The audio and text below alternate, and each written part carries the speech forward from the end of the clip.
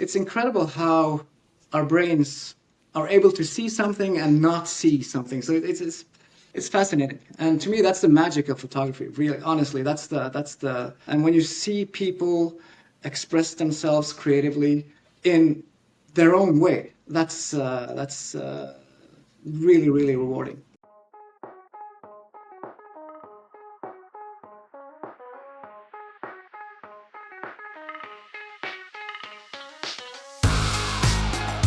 Hey everyone, I'm Matt Payne, and this is episode 443 of F-Stop, Collaborate, and Listen, a podcast that goes far beyond camera gear with candid, in-depth conversations exploring creativity, motivation, inspiration, and the craft of photography. Each week, I sit down with professional photographers, industry insiders, and passionate creatives to dig into the why behind the work, from business and marketing to mindset and artistic growth. With a particular focus on landscape, nature, and wildlife photography, we also explore hot topics shaping the photo industry today. In this episode, I'm joined by co-host Brie Stockwell for another edition of Artists Asking Artists, a special series where past guest returns to help me interview someone that they admire. Our guest this week is none other than Norwegian landscape photographer Arild Heitmann, whose dark, moody, and atmospheric work from the far north has captivated photographers around the world. Arild shares how the Misty Mountains near his home have become a lifelong muse, how his creative process has evolved, what it's like photographing in extreme Arctic conditions, and why he continues to dig deeper into personal projects. We also talk about legacy, artistic shifts, and how the explosion of tourism in iconic places like Lofoten has shaped his relationship with the landscape. This one is packed with insights and reflections from one of the most distinctive voices in modern landscape photography. But first, a quick word from this week's sponsor, FLM Tripods. My personal go-to tripod for day-to-day photography is the CP30 L4 II. It's the perfect balance of weight, stability, durability, and most importantly, price. You've heard the saying, buy once, cry once when it comes to tripods, but with FLM, you can buy once and skip that crying part entirely. Head to flmcanada.com and use the code House of Payne for 10% off your order. But don't wait, this discount code ends on November 1st. Okay, here's my conversation with Arild Heitmann with guest co-host Brie Stockwell.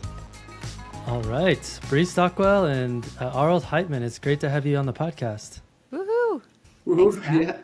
Finally. Finally. We were joking before we recorded because Brie said it just took the graceful presence of a woman to get Arild to show up on the podcast. Yeah, it's. I read her, so she sent me a message and asked me if I wanted to do this, and I'm generally wary of doing these kind of things because it's kind of I'm a bit of, like a fish on land. It's not my environment at all. But I mean, when a woman sends you a message like that, a really nice message, I'm okay. Yeah, let's do it. So It was more than a nice message. I begged him. I told him how great his work was, and was like, please. I couldn't say no. This time I couldn't say no. So yeah. I'll have to take some notes from Brie's approach. And Oh yeah, that's how I do it. I beg. and a week later, I got a chocolate in my mailbox. So yeah. Oh, okay. From America? I don't think so. You guys all know that's a lie. All he has to do is go around the corner and get delicious chocolate. All right. Well, I'm super excited for this episode. This is kind of in a format that I'm calling the Artists Asking Artists series. And so what we're going to do is we're kind of going to take turns asking Arild some questions. And I think both Brie and I are both huge fanboys / fangirl of your work, Arild. And I feel like everywhere I go, people are like, oh, you should have Arild on the podcast. You should have Arild on the podcast. I'm like, yes, I know. Trust me, I know. So with that being said, I'm going to have Brie quickly introduce herself. And then, Arild, you can follow up with an introduction of yourself. So go ahead, Brie. Thanks, Matt. Okay, I'm Brie Stockwell, Currently, I'm based in Austin, Texas, although we are selling our home and we're going to go live in Airbnbs wherever we feel like going. Wow. I, I am a nature landscape photographer, and my super happy place is White Sands, but I specifically love the desert, and I never knew that I would. And that's a surprise for me in doing this work. So I own Wild Woman Photography. I lead small group workshops for women and co-ed creative photography retreats. And I also am host of the podcast Wild Women in Photography. So Matt, I'm just going to say this now. You can just put a link to that in your show notes. We will, of course, do that. And how about for you, Arild? Let's learn about you and your photography for the 4 people in the back country of Afghanistan who haven't heard of you already. I'm sure there are plenty of people who haven't heard of me. Yeah, my name is Arild Heitmann. I'm from the northern parts of Norway. It's important to specify that I'm from the north. I'm not from the south of Norway. In the south, they're kind of posh and not as cool as we are up here in the north. Wow. Professional photographer for 12 years now. Started a workshop company called Lofoten Tours, which is kind of ironic because I don't do any workshop in the Lofoten Islands anymore, but that's where we started, so that's where the name come from. So it's been a full-time job for 10 years plus now. Lead workshops all around the world, wherever it takes me. So I have wife and 3 kids up here. Just a regular family guy. Nothing special. What did you do before you took up photography? Oh, yeah. What did I do before that? A bunch of different jobs. I worked at a hotel. I was a sales manager at a hotel, local here. And then I worked for 4 or 5 years at the Norwegian Fire Academy. In Norway, there's just one fire academy that kind of trains all the fire personnel in the country, and happens to be the school happens to be 15 minutes away from where I live. So I worked there for 4 or 5 years in the administration part of the. People always ask me, "Oh, you were a fireman?" No, I was certainly not a fireman. I was just doing all kinds of boring paperwork, drinking coffee. That's pretty much what I did. And then I met Stian Klo, which is he was my best friend and my partner. So we started the workshop business back in 2013, I think it was. And since then, it's been full time. So yeah. Yeah, and you guys are a short story. You guys are super busy too. We do. I only lead around 13, 14 workshops myself every year. But I also do. Oh, that's it, huh? Well, just 13. But I also I'm organize. like doing the math right now. 13 times how many days? That's a lot. Yeah, it's especially and often in kind of in certain parts of the year. So I'm extremely busy in winter and autumn. Then I keep the summer completely free. Like I have nothing coming up for the next 3 months. I always like to keep it like that every year. So every summer, I don't like shooting at summer at all. Like I don't like my camera is just stuck on the shelf over summer. So I'm busy when I'm busy, but then I have time off when I have time off. But like I was going to say, I also organize. The company organizes around 50 workshops a year, where I do all the logistics and all the organizing and all that stuff. So it's a full-time job and then some. So. Yeah. So I was just curious, like, I know you said you take the summers off. My immediate question was, do you do that on purpose? But it sounds like you kind of, A, you need the rest, and B, you don't like shooting in summer. And then C, like you're still managing all the logistics of everything. Like, how do you balance being gone and then doing the photography work? I mean, you're at home during the summer, but how do you balance all the rest of it with 3 children, with a wife, maintaining the relationships that you want to have? Well, how do I balance it? It's kind of like like I'm never off work. Never. I get an email at 11 in the evening, and I try to reply to it immediately because I think it's important to be responsive. Obviously, I can't if it comes in the middle of the night, I won't reply. But I try to be super fast with my responses on email from clients or if there are questions or whatever. So I'm never off work. Even if I'm off work technically in summer, which is on purpose, by the way.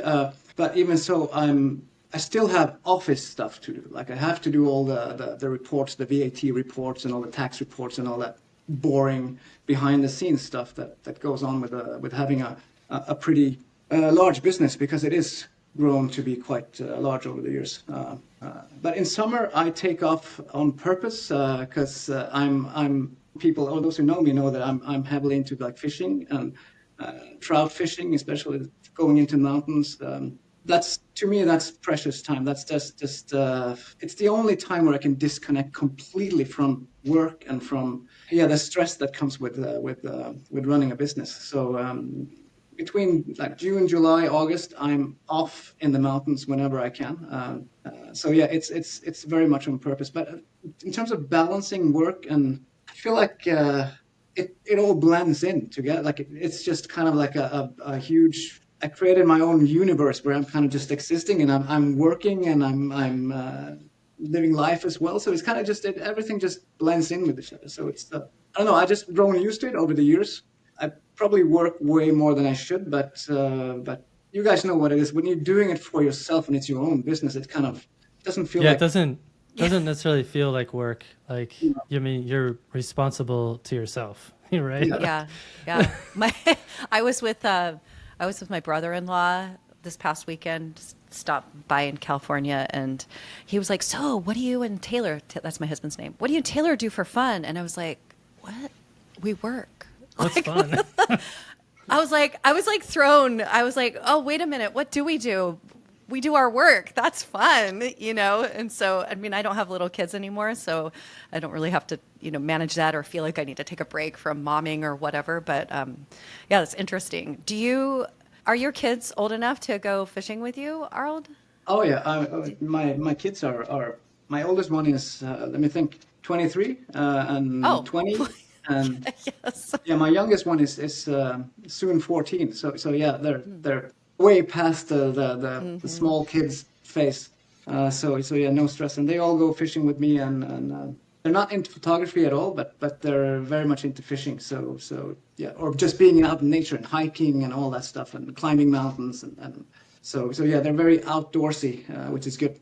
So Did I read somewhere that that's kind of how you got started doing photography? Is like you were out in the mountains doing your fishing and then started bringing your camera with you, or how did you get started in Oh no, photography? that's absolutely how it started. So I was running a website in Norway, with like what do you call, like a discussion forum kind of thing about fishing, which was like, this was back in early 2000s, way before Facebook or any social media. So I was running this discussion forum, and I got to know a couple of guys from other parts of Norway, and one of them is one of my best friends to this day, and he got me, or he bought like a cheap compact point and shoot. This must have been 2004, 2005 or something, and he said, "Hey, you should get a camera and bring it on your fishing trips." Because a lot of the discussion forum thing was about writing stories from the fishing trips, like like trip reports. And obviously, the better pictures, the better the reports were. So that's what made me pick up a camera for the first time. So I brought it with me up in the mountains, close to where I live. And I remember that first time I brought it with me, and I took this scene of a lake and towering mountains around it, and kind of went, "This is kind of cool. This is I'm enjoying this way more than I should." So I got back home and started reading. I don't know. We're probably similar. A lot of us photographers, when we get into a subject, we really dive into it. I don't go halfway with anything. If I'm into fishing, I'm seriously into fishing. And when I started into photography, I spent a year just digesting everything I could find online or books or whatever, trying to learn as much as possible. And yeah, I just went all in from day one. And I did as many mistakes as I could. And I think that's the only way to learn. I think on my workshops, what strikes me is, or the common problem most people have is they don't have enough time in their lives to actually go all in terms of photography. They don't have enough time to invest into really learning and practicing and making all the mistakes and learning the hard way, because I think that's the only way you can get really, not necessarily good at it, but like to learn something 100%, you really have to invest a lot of time, which most people are busy with work and everyday life, and maybe they pick up their cameras a few times every year, which isn't enough if you really want to kind of get to know learn the art of photography. Because I mean, they say it's a 10,000 hour thing to become world class at something, and 10,000 hours of photography and everything around it, that's a lot of time. So Yeah. I feel like most people are just scratching the surface and not really diving deep enough into the matter. So yeah. Yeah, Arild, what you said about how you got into the photography resonates a lot with me, because I did the same thing. Same. I became super, super obsessed with climbing mountains in Colorado, and I was doing trip reports just like you were doing trip reports for the fishing. And same thing. I was like, oh, I need to take lots of photos so I can describe what it was like to get there and like what it was like. And my goal was always to like, someday I want like my son to be able to like read my trip reports and like do the same things I did. And so my obsession with climbing mountains then like slowly transformed into being obsessed with the photography as well. Because like you'd find yourself in these amazing places and you're like taking a photo and you're like, wow, this is actually really cool. And then what's great about like hiking or fishing or mountain climbing or backpacking, when you pair them up like that, you kind of get 2 for 1, right? Like you can be obsessed with both at the same time.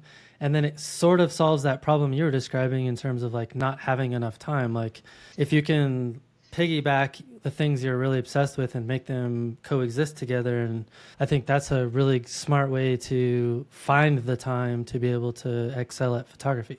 Like if you're, I don't know, like if you're super into baking cookies, like, but you want to learn photography or get better at photography, like take pictures of the baking process, right? Exactly. So yeah, it's very similar. I think our backgrounds are similar in that way, that we both started with the outdoors first and then photography second. So yeah, again, I just think it's all about investing enough time into whatever you're doing. If it's photography or music or whatever your passion is. It's just Yeah.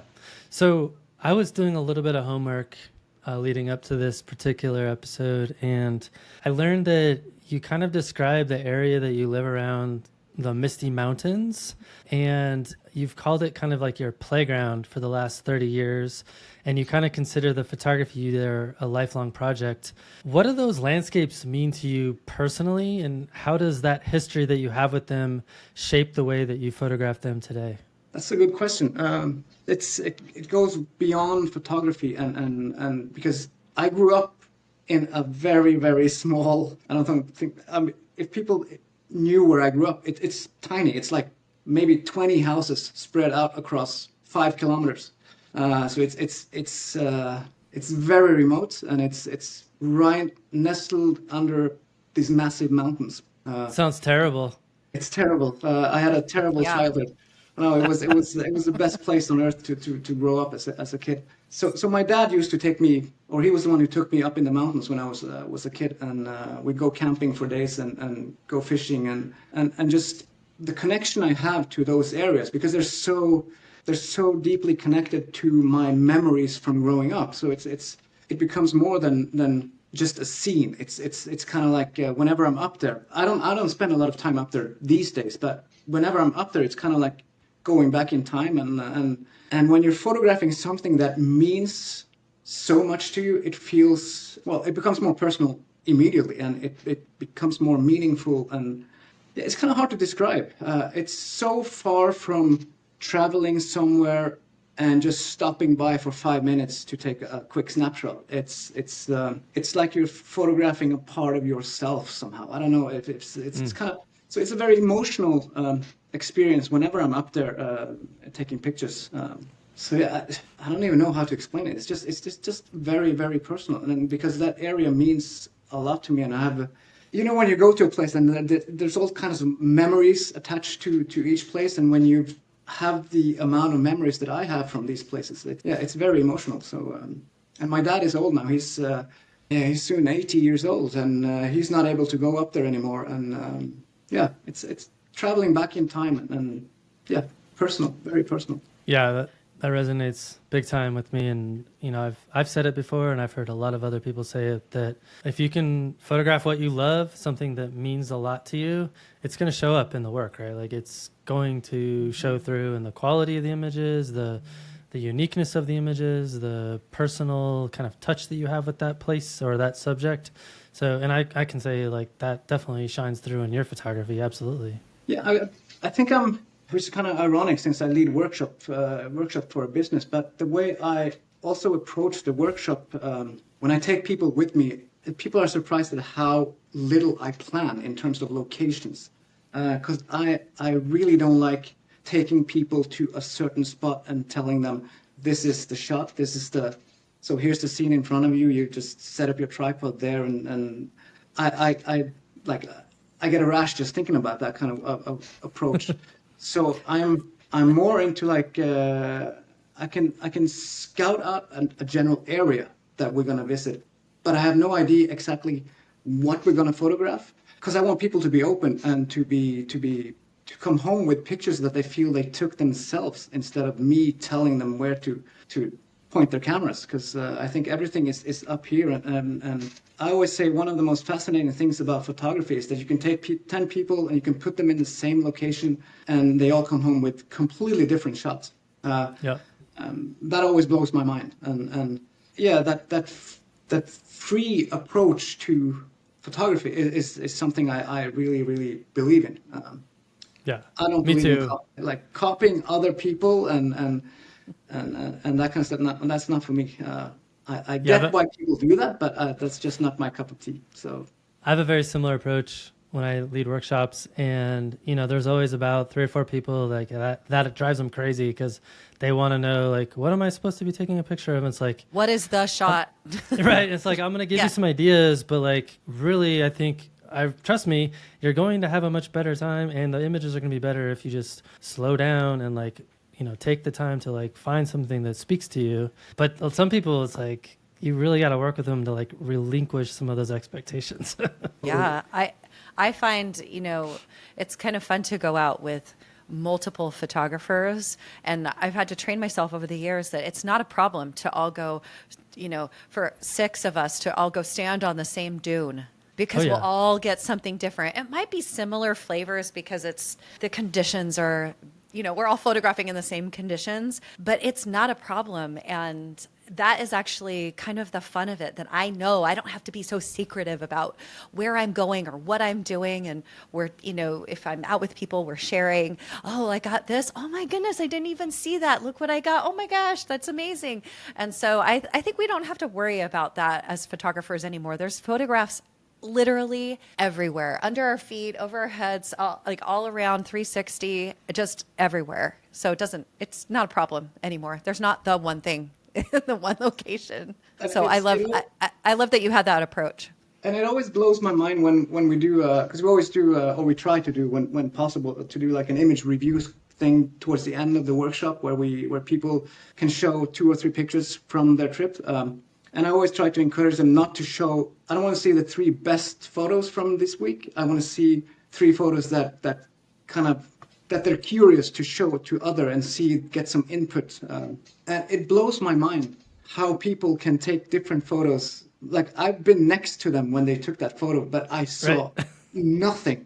And there's so many times where I go, why didn't I see that? Why Yeah. didn't I take Yeah. that picture? It's like I've seen pictures that I would cut my arm just to get that picture, and I was right there, but I couldn't see it. So it's incredible how our brains are able to see something and not see something. So it's fascinating, and to me that's the magic of photography. Really, honestly, that's the and when you see people express themselves creatively in their own way, that's really rewarding. So yeah. I agree. Well, can we talk about you expressing yourself creatively? Do you see how I did that, Matt? I love it. So, for those of you who don't know Arild and his work, he produced the most beautiful book. And in fact, Arild, everyone that I meet, I'm like, have you seen this book? And they immediately go online and purchase it. So if you've been sending an extraordinary amount of books to the US, that's why. Um, this is one of my absolute favorite publications. The photographs in it are just stunning, and I can tell it's very personal to you. I have been saying the name of the title means home, but would tell me again how I pronounce it? Yeah. Well, in my because it's a dialect word for home in Norwegian. So the way I would say it is heime. Thank you. Yeah. Okay, Heime, because I've been pronouncing it all wrong according to your dialect. So I know Matt asked you about the Misty Mountains, and I feel like there's probably a lot of photographs from there, or maybe they're all from there. Can you tell us more about the catalyst for this book? What does it mean to you? Why did you organize it? It's the organization of it is it seems like it's by season or by color, and I love the flow of it. So can you just tell us all the things? Tell us all about this book. I love it. Oh, where do I start? Even from early on, I was obsessed with putting out a book. It's been like books have been an important part of my life since I was nature books and photography, not necessarily photography books, because I started thinking about doing a book maybe 10, 15 years ago, even way before I was even remotely capable of doing anything work at that standard, at that level. Even when I was shitty trying out stuff, I still had like a book was like the ultimate goal somewhere down the line. And for many years I just collected mountain photography, like photos from the mountains with wide angle, epic peaks, waterfalls. Kind of how I started as a photographer, with the goal of putting everything together in a book about the mountains, the Misty Mountains, as you call them. By the way, since you mentioned the Misty Mountains, there's a lake in the area which the Norwegian name is Skadebergvannet, which literally means Skade means misty and Berg means mountains. So it's kind of the Misty Mountains Lake. So that's kind of what gave the name to the mountains. There's no such thing. There's like, if you go on the maps, you won't find Misty Mountains or anything. But it's Right. just a name that Good luck, everyone. Right. It's the Yeah, nickname. good luck finding Yes. So I started out as a project on mountains, but then I quickly realized, oh, maybe I should expand it quite a lot, because my photography changed dramatically over the last 10, 15 years.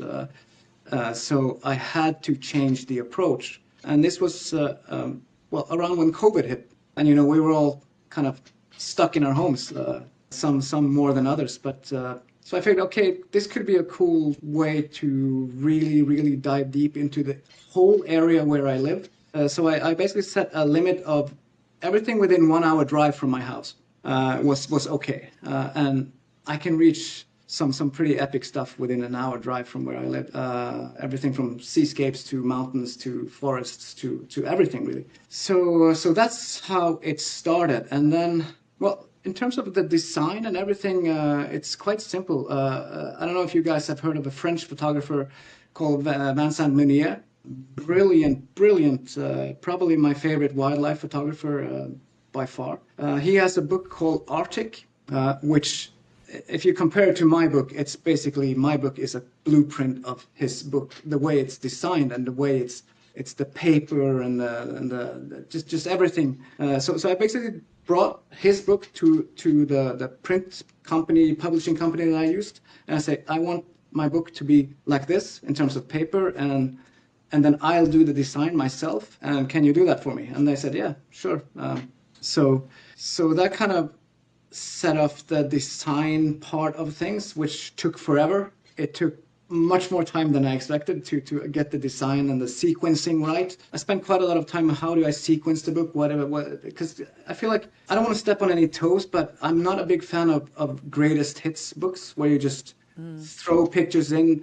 If you take 100 brilliant pictures and you just put them in a book, and there's no story or sequencing behind it, I lose interest. And sadly, a lot of the photography books out there are done that way. Like, okay, I'm going to show you the best photos that I've captured over the last 10 years. Whereas the storytelling is much more important, because you can allow more anonymous and quiet photos.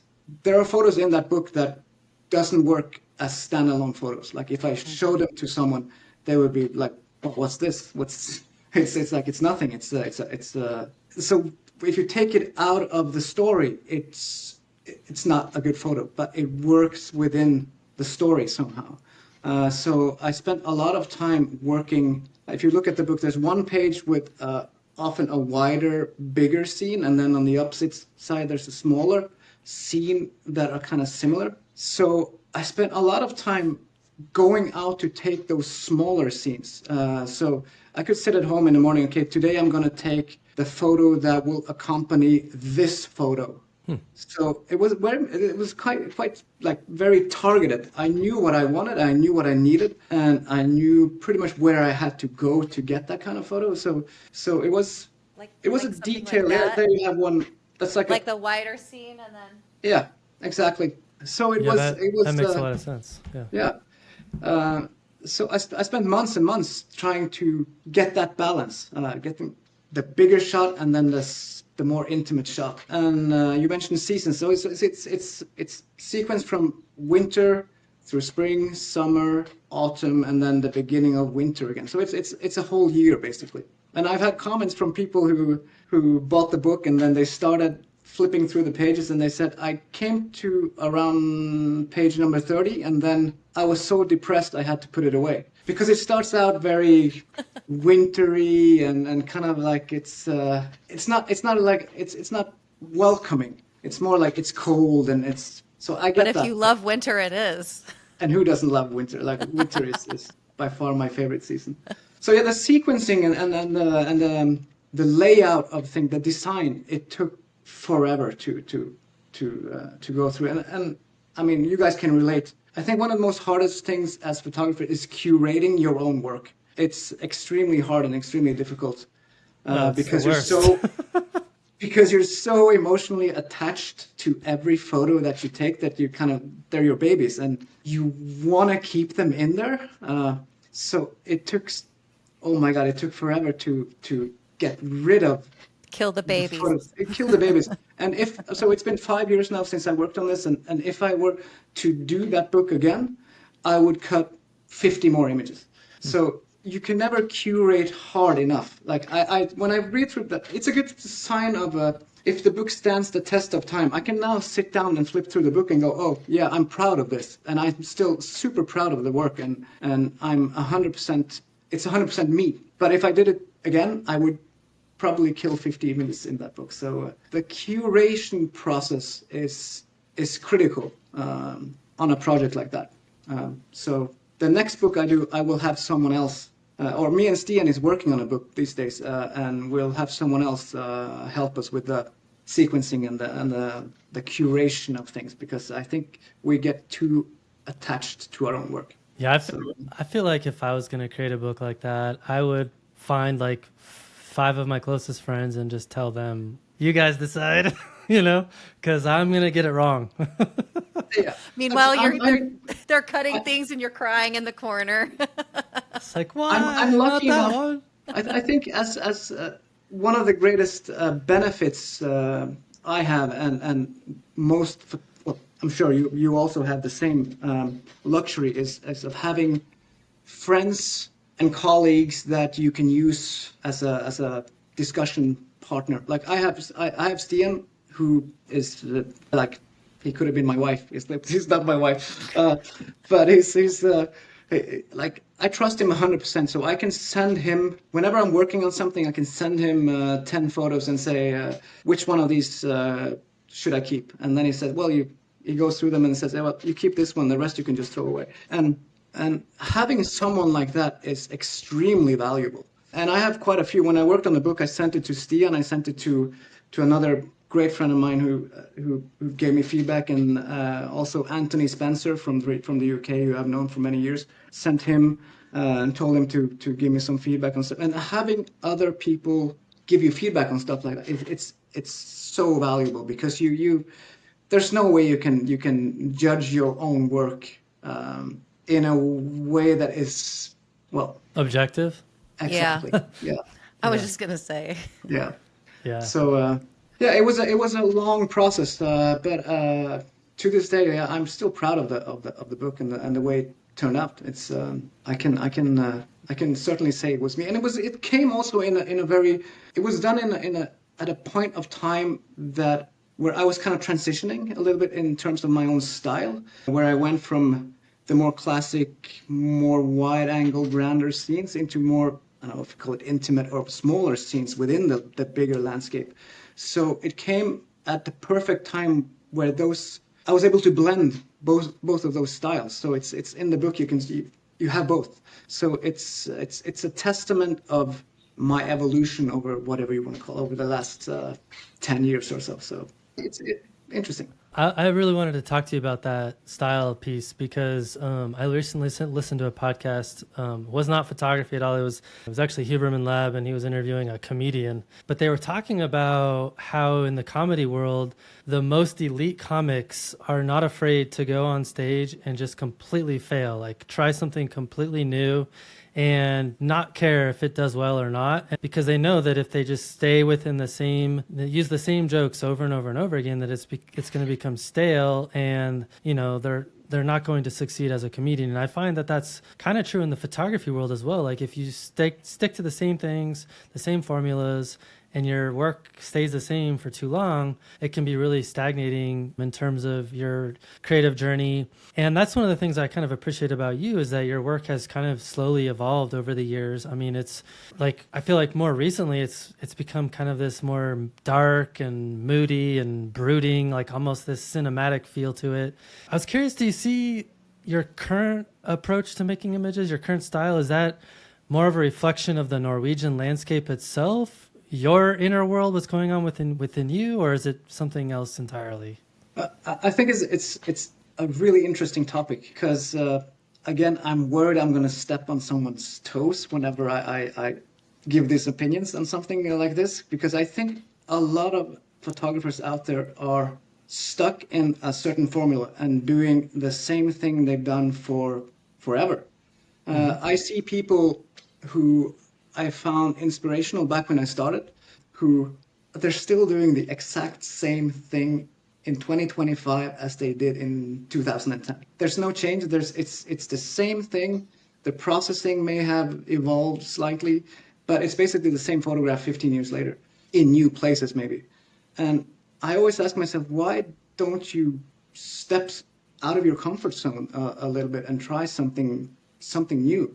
And I think maybe, or the only valid reason I could find was commercial reasons. Maybe they're worried that they will lose their audience, or people will be, just, I don't know if they, I don't even know if that's true anymore either, No, So, I don't know. I've had people reach out to me and say, like, I really miss your big epic sunset Colorado mountain photography. And I'm like, yeah, I still do that, but I'm interested in so much more now. So it's, it's like, I'm more than that, right? yeah, like I that work contain still multitudes. exists. Yeah, like that Yeah. work still exists. It's like this, and I'm that, and Right. whatever's And it's next. okay. It's not a Yeah. big deal, right? Yeah. it's. I always bring up my mom in these cases when I discuss this topic because So I used to show on my workshops. I always do a presentation where I show first a screenshot of my Instagram profile back in 2012 or something, and it's all northern lights, mountains, sunsets, and all that stuff. And my mom loved my work back then. Yes. She was like bragging to her friends, "Oh, my son is so talented, and oh yeah, he's so good at photography." And she was sharing my photos and going crazy. And then I show a screenshot of my work today, and my mom doesn't get it. Like he's like, "What It's like a happened to pile you? of Did you-" rocks or something. Yeah, And they're like like, what is that? did you fall and bump your head or something? What happened? There's something wrong. Like, what are you taking pictures of? So now she's kind of like if I see that my mom shares one of my photos these days, I'm like, oh shit, what happened? Did I do something wrong, or because it's like the ultimate test of success or not these days. But on a serious note, though, I think it's for me it's crucial to constantly keep pushing myself. If not, because I spend so much time out there traveling and taking pictures. If it all becomes a routine and just, yeah, something I just do automatically, then I might lose interest. So I have to push myself constantly and try to call it evolve, not necessarily to the better. I mean, I always say there should be a change over time. And that change doesn't necessarily have to be to the better or whatever you want to call what's better or what's worse. Because there's no real true answer to that. But I think there should be a change. Could be, I mean, 5 years from now, I could be taking pictures and people will go, "What the hell are you doing? Like, what's this?" Okay, I'd rather have that than just doing the same thing as I've always been doing and just like recreating. Because it's so easy to take pictures that I know will be popular among people and people would like. That's not that difficult. Once you have cracked the code for that and you kind of to replicate that, it's quite easy. But to constantly create something new and challenging, that's way more difficult. And yeah, I enjoy that process. And yeah, I fail more than I succeed. But at least I'm trying. It's kind of I compare ourselves to musicians. Like if I don't know if Bob Dylan or someone made a good record and then he tries to recreate that same record for 50 years, that wouldn't work. He's been pushing himself for his whole career. Maybe Bob Dylan was a bad example, but any creative artist that wants to stay relevant for a long period of time needs to try new things and push themselves. Otherwise, they're just going to be stuck creatively. And Yeah, I don't want to do that. it's interesting because I have this conversation with Alex Nail. I think we're mutual friends with Alex, and Alex is like all about that big epic mountain scene, right? And he's probably the best in the world at that. And he doesn't really push himself to do abstracts or intimate scenes. And I think for him, it's more about, it's not about not pushing himself or anything else. It's like he just really loves that kind of photography. And he enjoys the challenge, the physical challenge of actually getting to those spots and then executing on the scene. Whereas I feel like a lot of photographers like you and I, Arild, is like, it's almost like out of boredom. It's like, yeah, I've done that and I can do that, and it's become easier and easier and easier over time. And now I need something else to keep me challenged and keep my mind busy and like to keep me interested in photography. So I think everyone has a different reason or why they do it or don't do it. But I love what you said about pushing ourselves, because I think it does force you to become a better photographer overall. I was going to say there's a scale of like easy to challenging, right? And then there's a boredom to frustration. And so what we want, and this is like what is it called? It's about flow. Well, that's flow state. I mean, that's it's like flow the state. formula for flow state. Yeah, and we like that. I mean, I'm hearing all three of us like that, and I never want to be bored when I'm, doing my photography. And so I am always wanting a challenge that's not overly challenging, right? And then also like pushing myself in a direction where so I get the technicals, right? But I also am challenging myself. And so, but that, because we understand once you know something, you have to push yourself a little bit more to keep yourself like in the enjoyment of flow state, the optimal experience. And so it always that point always has to move. So I'm wondering, Arild, you talked about pushing yourself. What does that look like? So do you like put yourself in different places? Do you use different equipment? Like what actually does that look like to push yourself? Yeah, well, right now this is a good example. Like right now I have bought a ton of like analog stuff, like medium format film cameras and stuff, which Nice. 3 months ago I knew nothing about this. Yeah, I can see it's a camera, but that's about the only thing I knew. And then I started, okay, let's invest some time in this, and so I spent the last 2 or 3 months really diving into the analog way of things, and it's simply to push myself. So for the remaining trips of this year, I'm only going to shoot analog. I might end up with nothing, and it might be a complete waste of time, but at least I've tried it, and I may fail, but okay, I gave it a try. And it's the same in the previous times as well, where I work a lot with infrared photography, black and white infrared photography, which I've done for many, many years now. But when I feel like infrared photography has become a thing now. It's become. I feel like everyone is doing infrared photography Totally. now. Matt and I are on this bandwagon now. Yeah, I remember when I converted my first camera. I was probably 6 or 7 years ago, and very few people were doing that. People were shooting all kinds of like funky infrared stuff, which I don't like at all. But I started using it for winter scenes, where it just really, really makes a difference when you're shooting black and white winter landscapes. So that was a way for me to push, okay, I'm going to try and move more and more into black and white. So now I'm shooting more black and white than color, which 10 years ago, I didn't shoot black and white at all. So it started as a way of pushing myself and also the way I appreciate other photographers' work has changed in time. Like I find different inspirations now than I did years ago.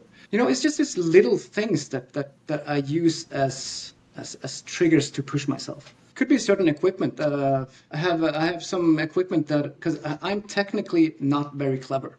In terms when it comes to equipment and stuff like that, I'm not very clever. I'll show you something. So I have this it's called a Cambo setup, which is basically turns everything into like a tilt shift lens, which I knew nothing about it when I started using it. But now I use it quite a lot for it's really good for small scenes, small intimate, where you're shooting, let's say you're shooting a flat surface where you need to avoid focus stacking, because I hate everything that takes up time, like focus stacking and stuff like that. If I can avoid it, I'll try to avoid it. For the first month I used that setup, I had no idea what I was doing. I felt like an idiot just doing knobs and things. I'm like, what the hell is it doing? I'll just try this one and see what happens. I'm hearing the tactic here. Make yourself feel like an idiot so that you can learn and make yourself feel better. I get it. It is kind of cool though, because it's the way the old timers were used to work with large format cameras and view cameras, where you could tilt shift and all that stuff. And I was shooting with a couple of years ago. I was shooting next to Anthony Spencer and Joe Cornish, and Joe Cornish he knows this kind of stuff really, really well. Legend. Yeah, so I asked him, hey Joe, I got a Nikon 105 lens on. If my subject is like those snowy things in front of us, what should the angle be on this thing? And he says, well, you should put it to like 4.2 or something. I'm like, how the hell do you know that stuff? And like, well, if you've done it for 30, 40 years, then it's kind of it's in my brain and everything. But I'm too stupid for that stuff. So every time I use it, I feel like, it's the first time.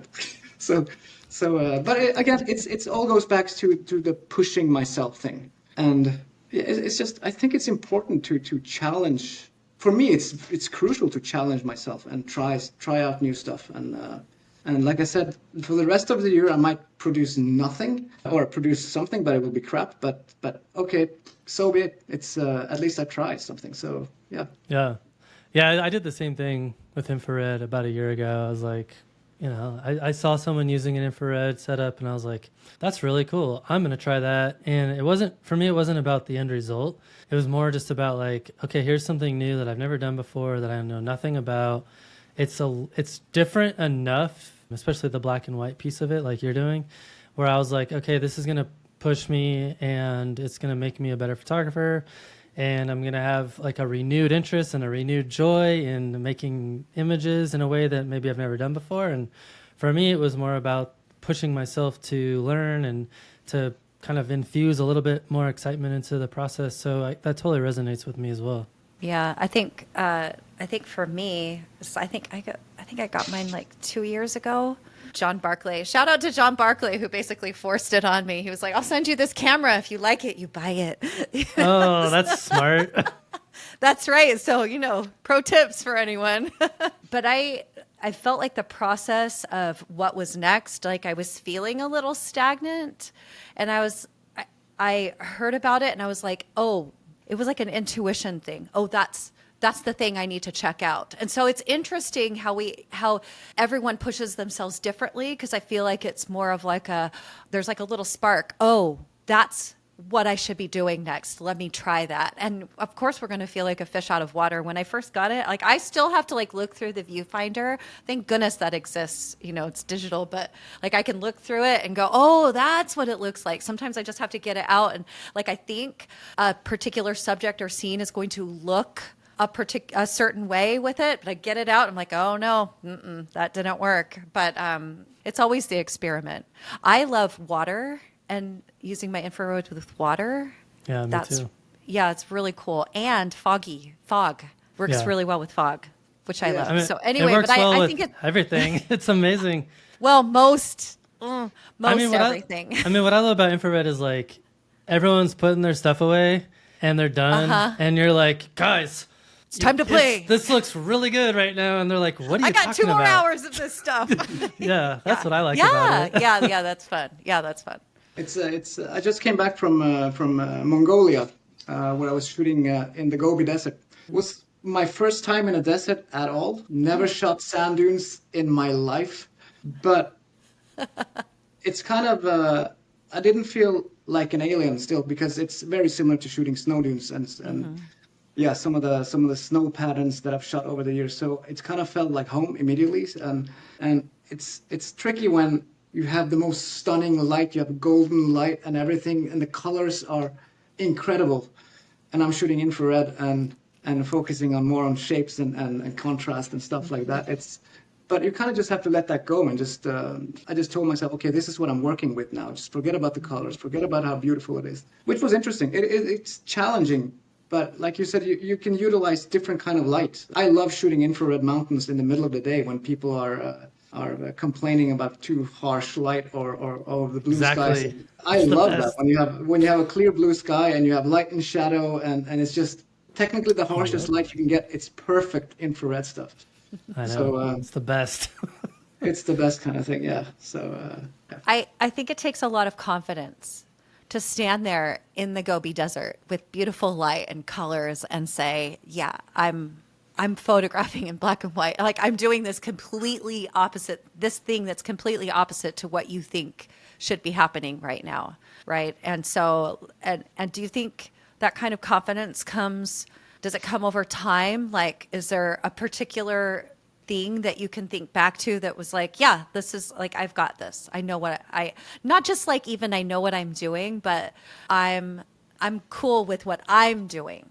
I don't know if that's a question I wanted to ask, but you hear what I'm saying. Yeah. So like to take Gobi as an example, I've seen thousands of epic desert shots of sand dunes. You got some incredible stuff in color.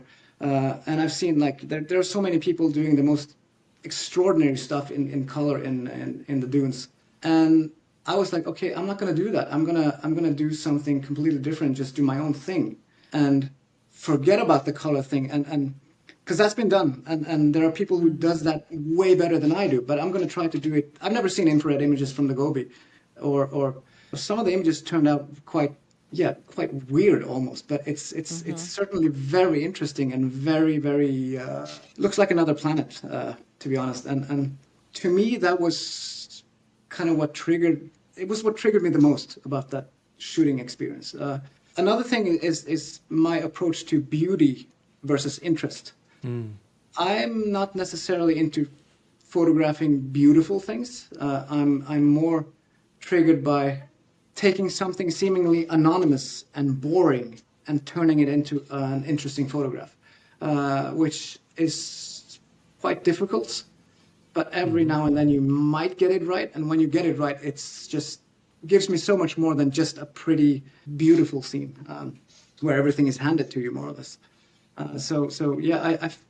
But I'm drawn to the boring side of things, the common things that most people just walk past. I can spend hours exploring just a boring piece of bushy woodlands or something that most people would just, what the hell are you taking pictures of? I don't know, maybe I'll end up with one photo that's interesting, but for me, it's more rewarding than taking a stunning sunset shot of something.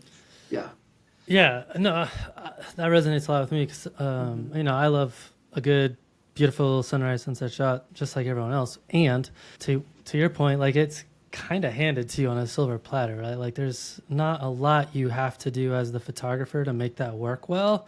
Whereas I feel like those scenes that are mundane, the subject is mundane or maybe even not even that beautiful, but you turn it into something that has character, it tells a story, maybe it offers a metaphor, whatever. I feel like that requires more of the photographer in terms of like recognizing the potential in the subject, executing on your vision, and then presenting it in a way this is not mundane, right? So I think it's a challenge. It forces you to bring more to the table. And also, just want to point out that I still shoot sunsets and sunrises every now and then. I Uh, do too. I feel Amen. not because of the beautiful scene, but more of because it's quality light. The sunrise and sunset light can be the purest light you can get, Oh yeah. and so in some cases, like the Gobi Desert, for instance, the sunset and also the post-sunset twilight tones you get is incredible. And then it's about the quality of light more than the beauty of it. So, because I mean, you guys have shot infrared. The twilight, infrared in twilight is magic. It's like someone is turning on lamps somewhere in the dunes that you can't like because everything is just glowing. So again, it's to me it becomes more of a question of quality of light more than anything. So yeah, it is interesting. It's fascinating. Yeah. So I wanted to ask you maybe a slightly controversial question because it's something that I grapple with as well. So obviously you're deeply, deeply tied to the area around where you live, near Lofoten. How do you wrestle with the explosion of tourism and photography there? Has it changed the way you photograph or think about sharing your images or promoting that place? It's kind of I feel like I'm what do you call what's the saying when you're inside a glass house and you're throwing rocks? Yes. That is the saying. Because I feel like I was part of creating the problem here in the north of Norway, in the Lofoten Islands in particular, where tourism is crazy, and I'm part of that machine. So it's I like if I start complaining, I feel like I'm complaining about the thing that has put me where I am today. So I shouldn't Absolutely. be.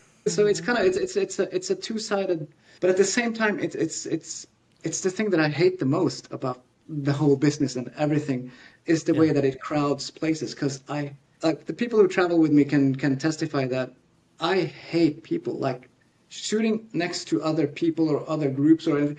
I can't stand it. I just want to jump off a cliff whenever that happens. I can't take it. So Matt and I are so like the opposite. We're like, let's go photograph with the No, people. no, no. Actually, though, when I'm in the field, I'm the same way Arild is. Like, and then like once I'm back at the restaurant, I'm like, hey, let's hang out, let's chat. But like, if Right. I'm photographing and there's a bunch of people around me, I'm like, get out of here. Like, I'm busy. yeah.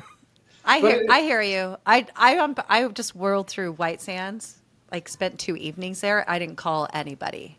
I was like, I just want to go by myself. I want to be by myself. So like, Yeah. I do. Extroverts are allowed to be alone. Yeah. Yeah, we are. But it's a bit sad the way things have become over the. I feel like things have exploded over the last 5, 6, 7 years. It's kind of yeah. It's a sad thing. I remember I went to Iceland for the first time as a photographer back in 2011, I think it was, and I went to the Diamond Beach on the south coast, and I spent the night in the car with a good friend of mine, and we were the only ones there. There was no one there for the entire time. We walked around on the beach and we had everything to ourselves. If you go there now, you've probably been there. It's hundreds and hundreds and hundreds of people everywhere, and it's like that all over the world. Wherever I go, there's so many people in the famous spots, which is probably making me appreciate again the to go outside of the famous spots because you can still find a lot of places and have them all to yourselves. Because Yeah, I love to go to Death Valley for that reason because even though a lot of people go there and they know about it, I feel like with minimal effort, an hour of hiking, you can be completely away from any other human being. Like last year, I was there in January, which is like prime time to be there. Actually, this year, sorry. And I went to these sand dunes out there, like 4 mile hike out. And I was the only person I saw the entire day. I had sunset to myself on the dunes. I had compositions in every direction. I could freely explore everything I wanted to, not worry about being in anyone else's photograph or tracking dunes up for other people. Like, it was just me and the landscape. And like, that's, for me, that's the most amazing time to be in the field. I think it's important to have that to be able to dive deep into what you're working on. I need some solitude and quiet and space for myself, not worrying about other people. I still think you can take creative and good photographs at any spot. Of There are course. always photos to be taken, but it's just I don't want to be arguing with people about moving their tripods or Right. I I switched off. My brain just doesn't work in those environments at all. Yeah. But it's like you said, it's controversial, and I feel like I'm criticizing something that I'm part of myself. So it's kind of difficult. Yeah. Well, can I switch gears for a second? You did that on purpose. Yes, I did. So, in your book, Arild, you have this behind the scenes. There's also this behind the scenes like little. It's like a pamphlet or a little zine that goes along Yeah. with it. It's Yeah. really cool because there's photographs, but there's photographs of you behind the scenes and in some really incredible places, but really harsh conditions. In fact, in one of the places you talked about having some permanent frostbite, which I just find fascinating that you sacrifice that kind of a thing for the challenge and for photography. And I'm wondering, like, is this kind of, it seems like you're always pushing yourself and challenging yourself. And, you know, we've talked about pushing yourself creatively, but specifically, like, for photography, it seems like you were really challenging yourself, you know, going to places in winter and like with more extreme conditions. I'm curious why that is. Where does that come from that you love it? That you seem like you love it so much? And then maybe you could tell us about the experience of getting your permanent frostbite or some other place that was like challenging for you photographically. Sure. The frostbite thing is kind of funny because this was back when I was still shooting the aurora, the northern lights. I was working quite hard on the aurora thing for 10 years or so, way before, like before everyone was taking aurora photos. Before it was cool to do it. Yeah, that's right. Before He hesitated saying that, you know. so I was out shooting in a river close to it, like 10 minutes from my house, like where I grew up. It's a really nice frosty river that tends to Oh, not freeze. I've seen this. I've seen a photograph of this river before, and the trees aren't there anymore, correct? Oh yeah, the trees are cut down, Yeah. Okay. pointless. But yeah, I was standing Right. in that stretch of water, and it was minus 30 degrees Celsius. I don't know what that's in Fahrenheit, but it's freaking cold. Cold. And I was just wearing these, my fishing waders, which is just Gore-Tex waders. They're super thin. There's no insulation or anything. So I had just a pair of long johns under and the waders. And I set up my composition I was waist deep in water, standing in the middle of the river, cracking away some ice. And I had this icy foreground leading up to a tree in the middle of the river. And the direction was southwest. And when you're shooting the aurora, it usually starts to the north. And then if it gets strong enough, it can shift further south. So I had my composition set up. The aurora was dancing to my right, but way out of my frame. But there was the shot wasn't where it was going on. So I was like, okay, I have to wait until it gets strong enough. And it took a couple of hours before it went perfectly into where I had set up the camera and just filled the frame with aurora around the tree and everything and reflections in the water and in the ice. And I was, woohoo, finally, I nailed it. Got the photo and everything. And then I wanted to get home because I was freezing. I was so cold. But I couldn't move because my feet were frozen to the rock that I was standing on. So I was This is my stuck. photograph in the desert. It's like when you try to move your arms, but nothing happens, like your legs, but nothing happens because you're stuck to a rock. So it Yeah, took no, Arild, I don't think anyone has had that No. experience before. it was, but I managed to get loose. Like I pulled off a foot and then I kicked the other one loose. So I got off the rock and kind of made my way out of the river and got up on the riverbed, and it was minus 30 degrees and the waders were wet, obviously, and these thin Gore-Tex waders they just immediately they just froze solid. So I couldn't move. So I was walking like RoboCop up to the car, and I couldn't feel my legs. Like my one of my legs was just gone. I couldn't like it was numb. I couldn't feel anything. I remember calling Stian and saying, "Hey, I think I have destroyed my foot or something." So I got back home and warmed up, but I still have like the one foot is not it's not all there, and also my hands, my fingers. It takes nothing for me to freeze. People always make fun. I'm a Norwegian. Oh, when it gets cold, I'm always the one to like stand like this because I freeze instantly, more or less, because I've done so much. I've hurt myself too much in the cold. So it's kind of it's permanent. But yeah, you talk about harsh environments. This is something I feel like I did more of that before and earlier, where I explored more of the mountains with a camera and done some stupid shit over the years, I might say, that are kind of risky that I wouldn't do today. But in terms of risky environment, I think nothing is more risky than shooting seascapes Oh, yeah. and big waves and stuff like that. And I was always the one who were furthest out, and in the biggest waves. I've destroyed so many cameras over the years that it's ridiculous. I think my record was 3 cameras in 2 days or something. One of them was a camera I borrowed from Ryan Dyer.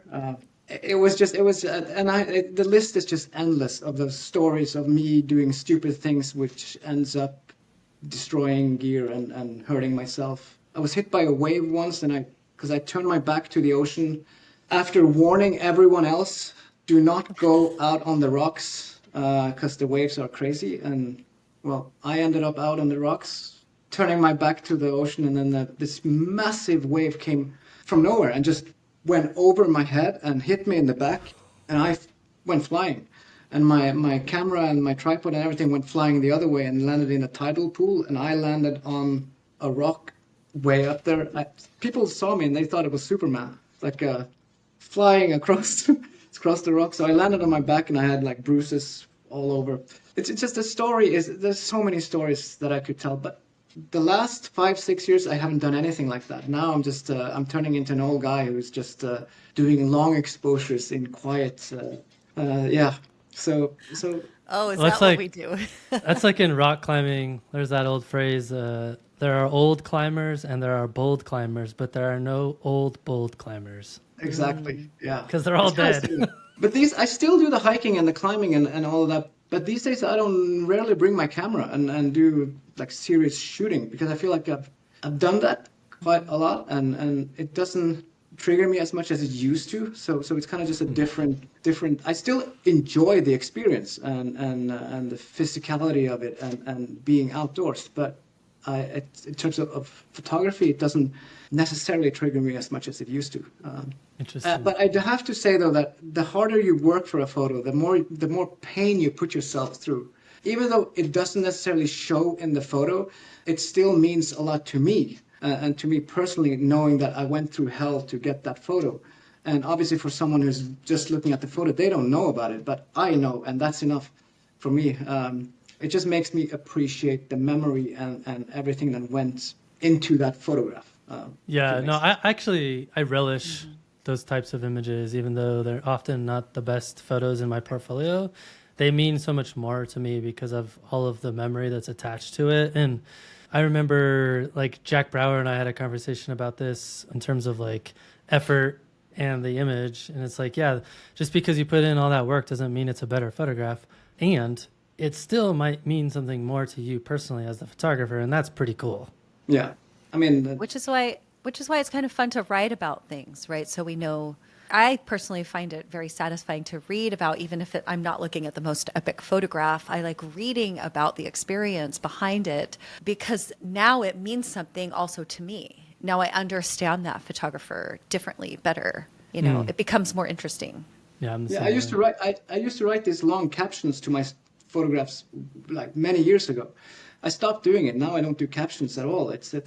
But a lot of people have asked me, why don't you write more stories? But the photos you take. But yeah, it takes a lot of time. I was gonna say, because I'm running a business, Yeah. and I'm a full-time photographer running a business. You want me to write something?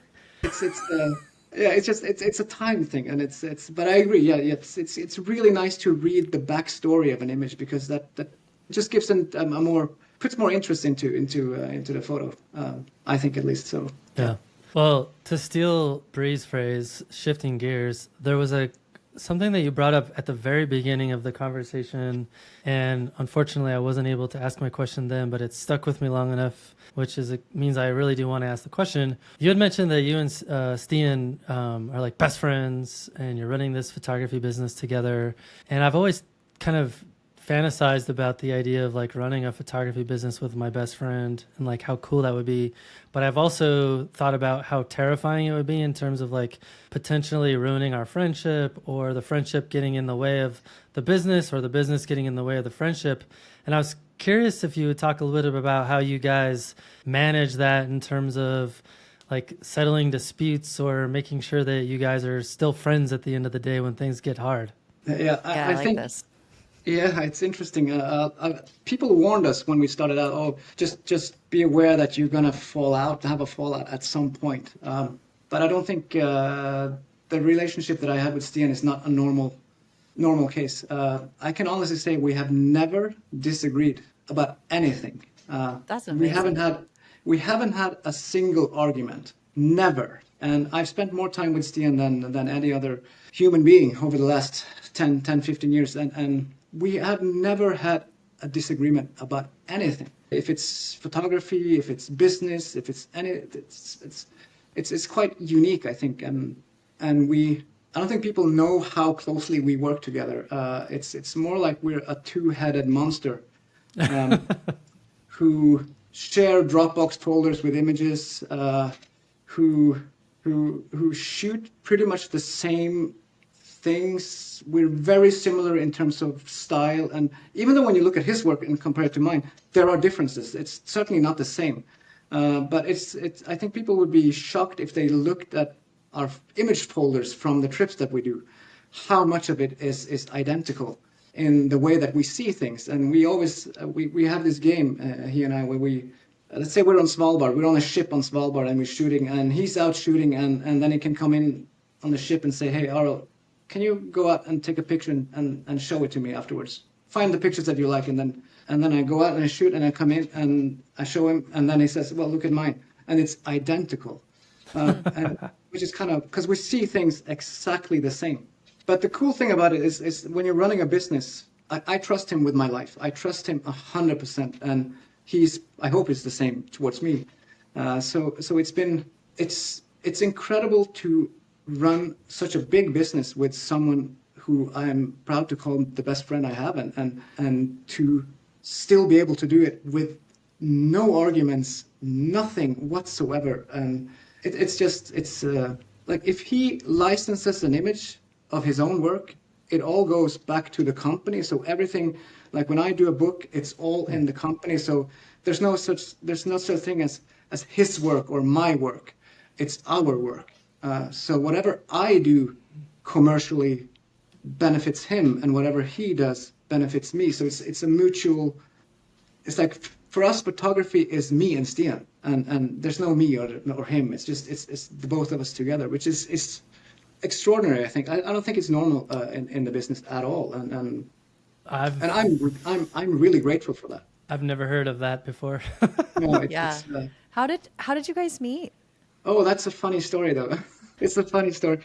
So I was doing an exhibition on Northern Lights photos. This was back in 2012 or 2013, and turned out that he had been sending me messages on Facebook because I didn't know him before that. Sending me messages on Facebook because he was starting out. He started out with photography later than I did, and he was asking me questions.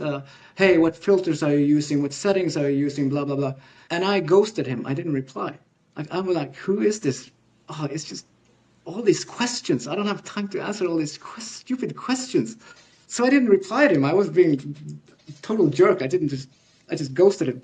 And then he shows up at the opening of the exhibition and comes up to me and say, "Hey, I'm Stian. I'm the guy who's been sending you all these messages." And I'm like, oh shit. And then he says, "Hey, you Stalker. wanna?" Just kidding. Yeah. And then he says, "Hey, you wanna grab a quick cup of coffee?" So we just went in the back and had a cup of coffee. And I always say, when you meet someone in life that you immediately know, where the hell have you been all my life? And that was one of those moments where we just clicked immediately. And I'm not joking. After 10 minutes of talking together, Stian says to me, "We should do something together." And I'm like, "Yeah, we should do something together." And then the next day, we put up a post on Facebook saying, "Hey, we're going to Lofoten in a month's time. Who wants to join us for like a workshop?" It wasn't even a workshop, like it was more like a stupid thing. And then the next day it was fully booked with people from all over the world. I'm like, what the hell happened? And we did that trip a month later. We had no idea what we were doing, like logistically organizing. It was a shit show like nothing else. But people seem to enjoy it and have fun, and there's this goofy chemistry between me and Stian that kind of rubs over on people who's with us, because it's just a bunch of silly jokes and yeah, silly stuff. But people appreciate that, and I think that drew people's attention. And then we did another one later the year, and it's also fully booked. And from then, it just snowballed. So within the next 3 years, it was, oh shit, this is getting big. But yeah, it's kind of fun that it started like that. But I really think it must have been destiny or something, because it changed my life and it changed his life completely, and just by chance, like just by him coming to that opening of that exhibition. And yeah, it's almost like a love story, but it's a nice story. It totally is. Yeah. It's so great. I'm like a little That's so jealous. Yeah. Yeah, I love hearing when something just clicks and there's like no problems. I want to say luck, but I told my husband I don't really believe in luck. So you just created it somewhere. You were available. It was the right timing. You were both available doing the same thing, similar time, and it clicked. It's so good. Yeah, it's I think it's a rare thing. So I'm not complaining. It's like I said, it changed my life completely. So I'm grateful for him showing up at that time. It's a lucky moment for me. So Okay. I did want to ask you one more question around the idea of leaving behind a photographic legacy. What does that even look like for you? Not just in terms of the work that you're producing itself, but what it says about your connection to nature and to place. That's a big question. That's a really big question. I don't look at the things I do in a bigger. How do I say it? It's like I feel like I'm just taking pictures, and that's it. I don't think what we're doing is so important or of great value in the bigger picture in a way. However, I do realize that what we're doing is inspiring other people and possibly making them do things that they otherwise wouldn't do, travel and see the world and getting into photography. But my legacy and all that, I rarely think about that at all. I'm a simple guy who, if anything, my style is no style in a way. Like I have, if you look at my portfolio, it's all over the place. I have some storm chasing stuff that looks like it's kind of out of a horror movie, and then I have this serene, quiet that is just on the other side of the spectrum, and then I have something in between. I have woodlands, and so it's like there's no common theme binding my work together. It's kind of all over the place. Yet I feel like it's kind of somehow connected together in a strange way. I don't know. But yeah, I'm certainly not stuck in one style or in one type of photography. So maybe that's one of my biggest strengths as a photographer, is being adaptive and being able to embrace all kinds of places I go to, or Yeah, I'm pretty good at even when things don't work out as planned, I can always work with something. Yeah, it's interesting. I find that a lot of photographers resist this notion of legacy, kind of similarly to the way that a lot of photographers resist the idea that what they create is art. I think those are kind of intertwined in some weird way. And I've heard Guy Tal say like he doesn't think there's such thing as leaving behind a legacy. And I think it's interesting because I bet if you went back in time and asked like Renoir or Monet or Rembrandt, like, what about your legacy? They'd probably be like, what the hell are you talking about, right? And I think it's hard to introspect on this idea of legacy, but I think the entry point when I start to think about it is in terms of like intentionality with what you want your work to do, and then inspiring others to on their own creative journey, or inspiring them to make improvements in their life, or see the world in the way that you see the world. So I think it's not that hard of a ask if people actually sit down and get over it for a second. Like it's okay to think about yourself as being an influence on others.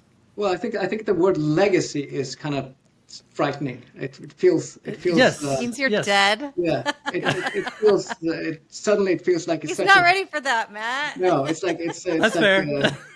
so it's yeah.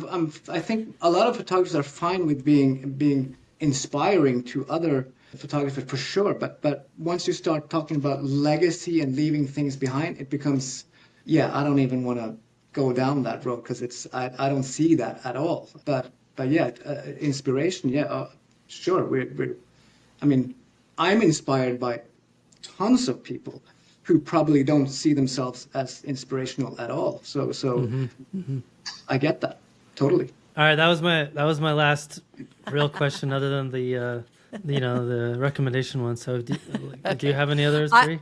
Yeah, I will ask one last one, and I think that perfectly dovetails into what you were asking. And Arild, I know you've had, and actually, I messaged David Thompson because he's a big fan of your work, and he was like, "Oh my gosh, I've seen him.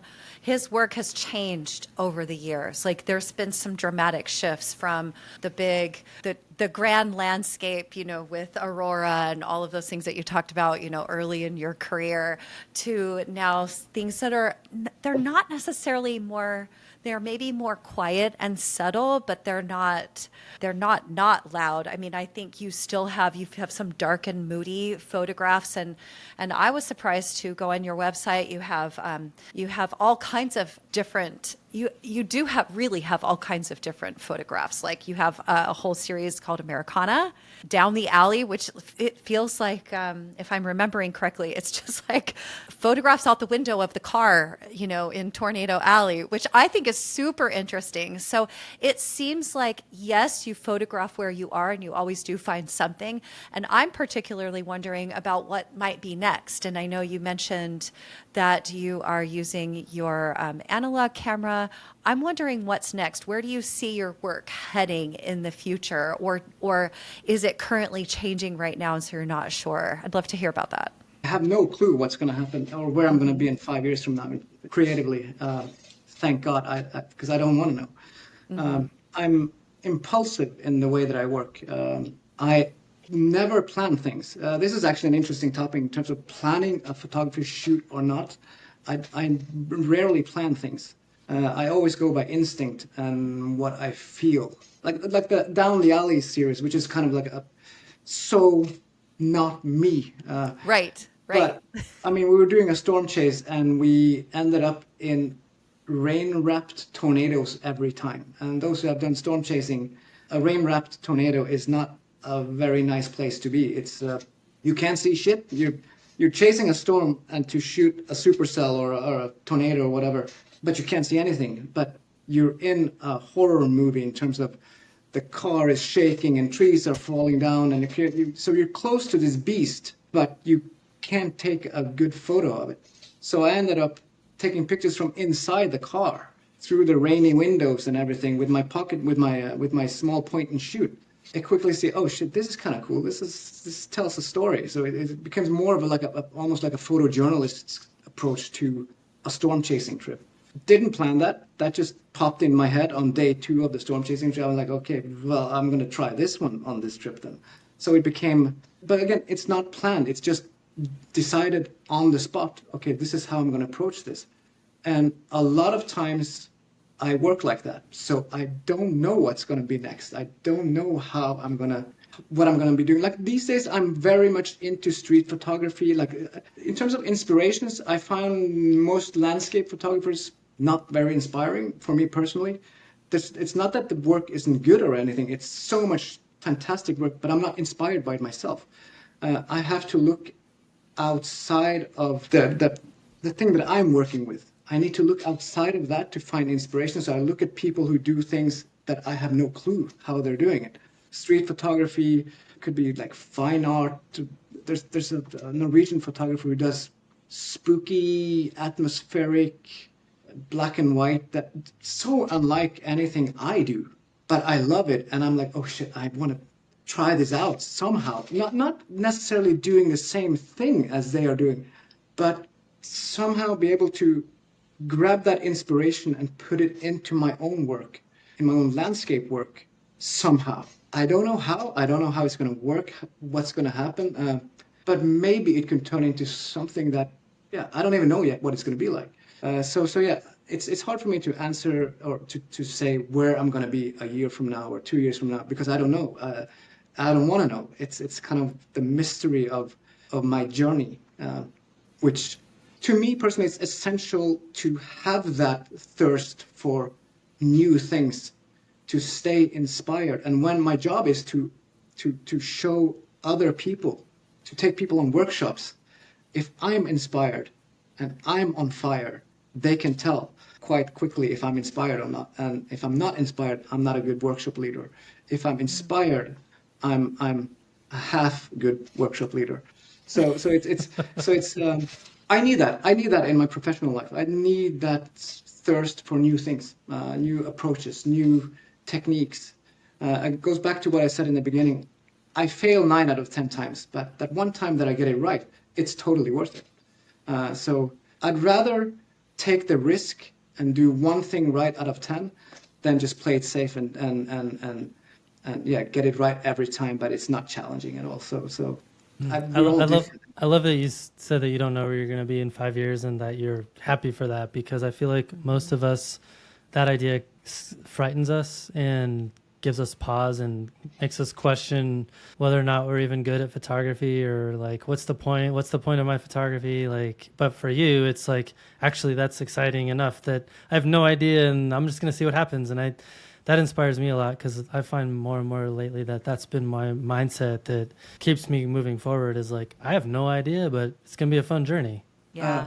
I mean, we could have a whole podcast just about how we doubt our own photography. Oh, I mean, yeah, I do it all the time. It's like, yeah, we're our own worst critic, and yeah, but that's a whole other topic for a whole other, because it's yeah. So Stay tuned for part 2. Just kidding. Yeah, don't include that in this one because it's Just kidding, y'all. yeah. You're gonna have to up your game on the love letter that you send out. On the begging. Yeah. For sure. Well, I love the idea that I'm just going to see more surprises from you. And so that's what I hear is what's next, is surprises, because I just know whatever it is, I'm going to be surprised by, and I can't wait. It's awesome. Yeah. And I think also I'm not bound by people's expectations of what's coming next, because I honestly don't care.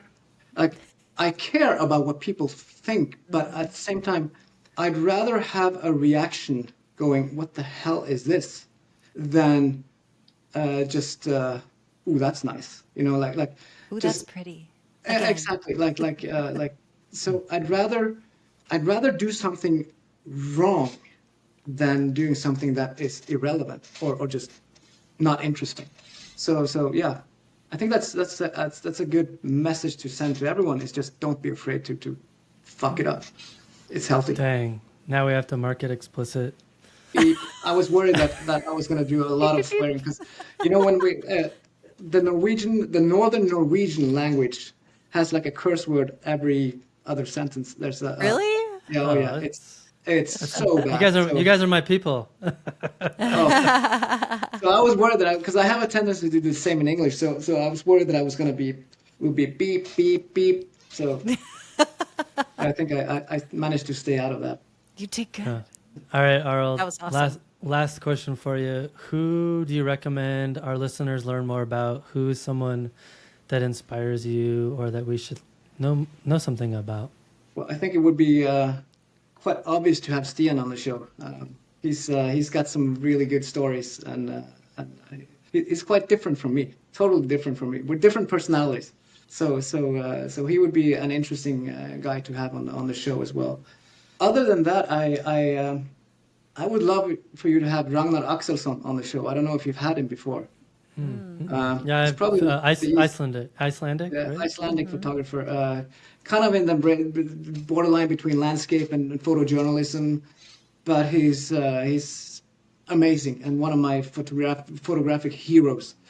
So to have him on the show would be an interesting addition to us landscapers, because he's so much more than a landscape photographer. So yeah. Awesome. You should reach out to him. Brie and Arild, this has been an amazing discussion. It's been fun. Thanks. Yes. Yeah. Thank you both. I really had a great time. Arild, thanks for giving in to my begging and pleading.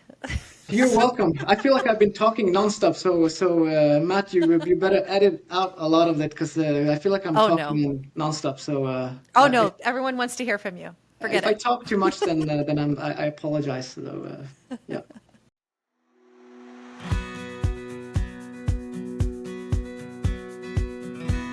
Well, that's a wrap for this week's episode.